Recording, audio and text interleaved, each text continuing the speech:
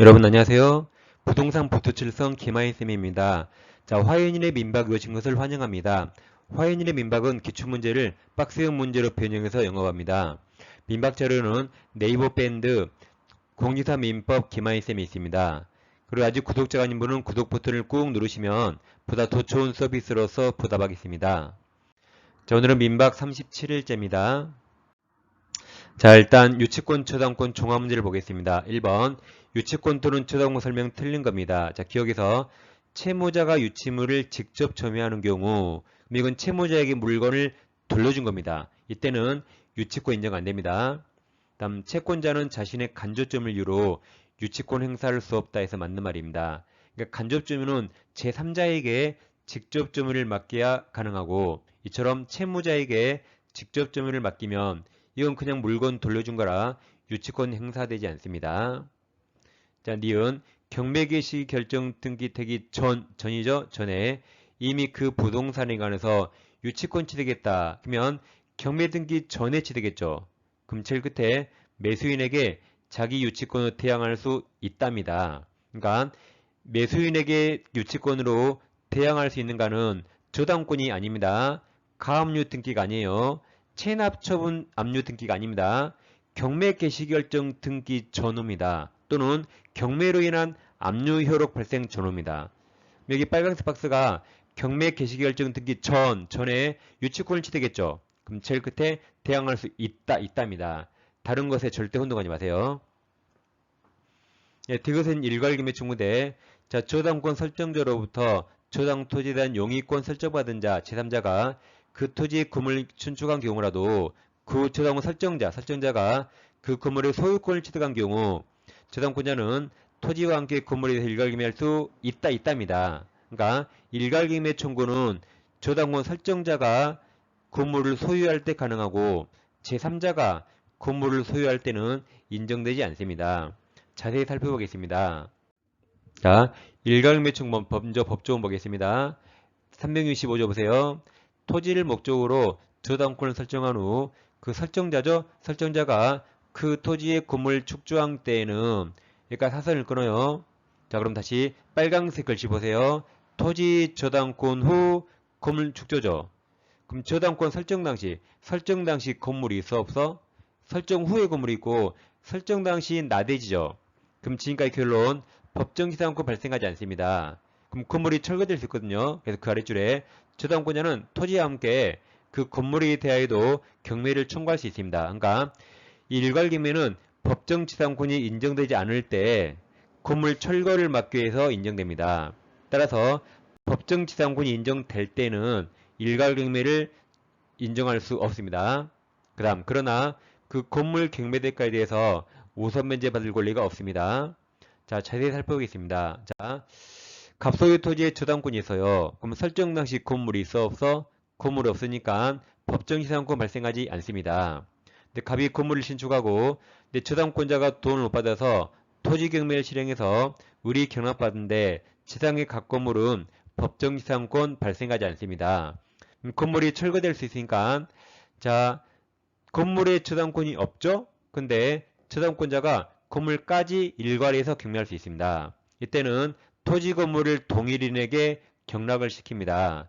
그래야 우리 내 건물 철거하지 않겠죠? 단 건물에 저당권이 없었으니까 건물 경매대가에서 우선 면제 받을 수 없습니다. 토지 대가에서만 받아요. 그럼 토지 대가에서만 우선 면제 받으면 돈을 다 못 받을 수 있어요. 따라서 일괄경매 청구할 의무가 없습니다. 선택하는 겁니다.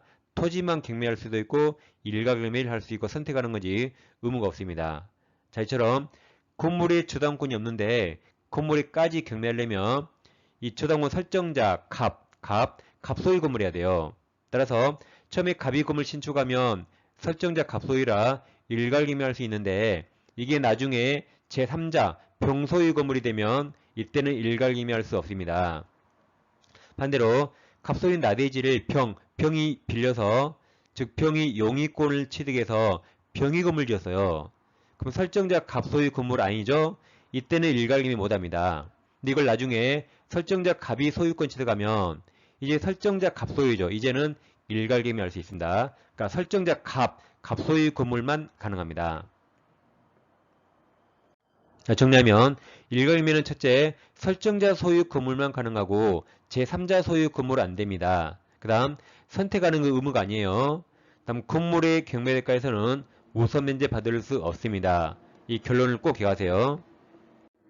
다시 디귿에서 저당 설정자로부터 저당 토지에 대한 용의권을 설정받은 자, 제3자가 그 토지에 건물을 축적한 경우라도 그 후 네모 보이죠?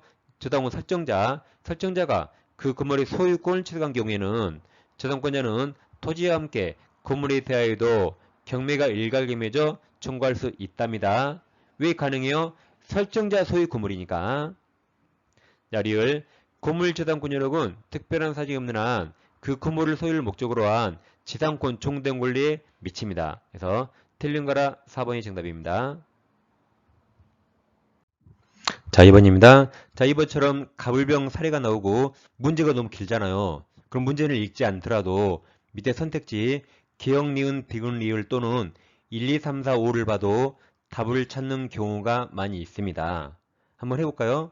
그럼 2번은 먼저 옳은 겁니까? 틀린 겁니까? 2번은 제일 끝에 틀린 거 물어봤죠? 자, 기억에서 을은 갑에 대한 채권과 분리해서 엄마랑 분리해서 자신의 저당권, 자식, 아새끼를 타인에게 양도할 수 없다 해서 맞았죠? 그러면 틀린 거니까 밑에 1, 2, 3, 4에서 기억이 있는 걸 다 지워요.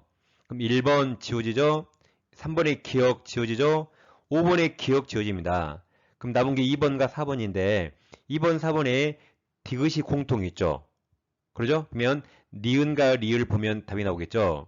자, 니은 을이 X토지에 대한 저당권 실행한 경우 Y 건물에 대해서 일괄림에는 설정자 소유만 가능한데 니은만 봐서는 잘 모르겠습니다.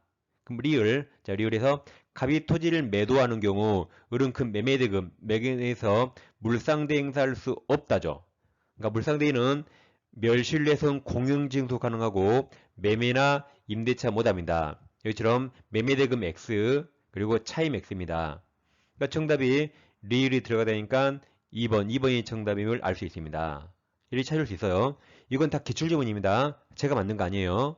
그래서 사기가 아니에요. 사기. 그래서 실제 문제는 가불령 사례가 길면 밑에 선택지를 보면 답이 나온 경우가 많이 있습니다. 자, 그럼 처음부터 풀어볼게요. 이미 답은 찾았습니다. 자, 2번 처음부터 갑은 그 소유 나대지 X, 갑 소유 나대지 X죠. X에 을에 대한 채무담보를 위해서 을명의 저당권을 설정하였다.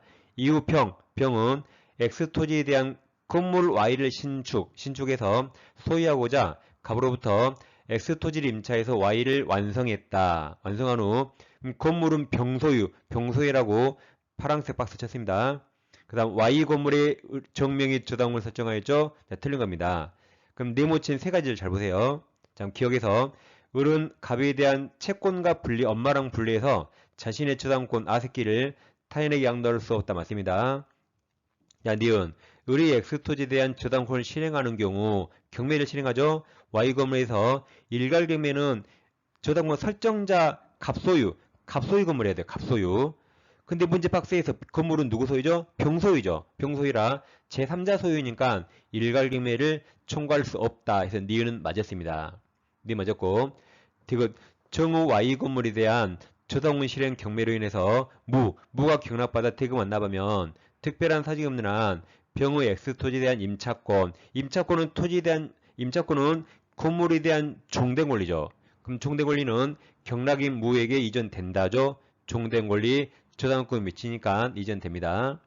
리을 갑이 X토지를 매도한 경우 을은 그 매매대금에서 물상대입권 행사할 수 없답니다. 물상대인은 매매대금 X, 차임 X라고 공부했습니다. 예, 정답이 2번이 되겠습니다. 자, 3번 갑은 을 소유 X토지에 대한 저당권을 취득하였다. X토지에 Y 건물이 존재할 때 저당권자 갑이 X토지와 Y 건물에 대해 일괄경매를 청구할 수 없는 거죠. 그럼 일괄경매는 저당권 설정자 소유해야 돼요. 그럼 설정자가 위쪽에 박스 을이죠. 그래서 을 소유 건물일 때 가능합니다. 을 소유 건물해야 돼요. 여긴 청구할 수 없는 거죠. 자, 기억. 갑의 저당권 취득하기 전 이미 X토지 외에 을의 Y 건물이 존재한다. 이건 건물이 을소이지만 이때는 저당권 설정 전에 건물이 있었죠. 그럼 이때는 법정 지상권이 인정됩니다. 그럼 건물이 철거되지 않으니까 굳이 일괄임해 청구할 수 없습니다. 없다. 기억은 정답입니다. 니은 갑이 저당권을 취득한 후 을이 Y 토지, X 토지에 Y 건물을 축조했다. 그러면 을 소유 건물이죠? 이때는 일괄임해 가능하다. 설정자 소유입니다. 디귿 갑이 저당권 취득한 후 병이 X 토지에 지상권 용의권을 취득해서 Y 건물 축조하고 을이 그 건물 소유권을 취득했네요. 결국 설정자 을 소유죠. 그럼 일괄임해 청구할 수 있다. 그래서 기억만 못하죠? 정답 1번입니다. 설정자 소유만 가능하다. 골고 기억하세요. 제3자 소유 안됩니다. 자, 4번 저당권 설명 틀린 겁니다. 기억.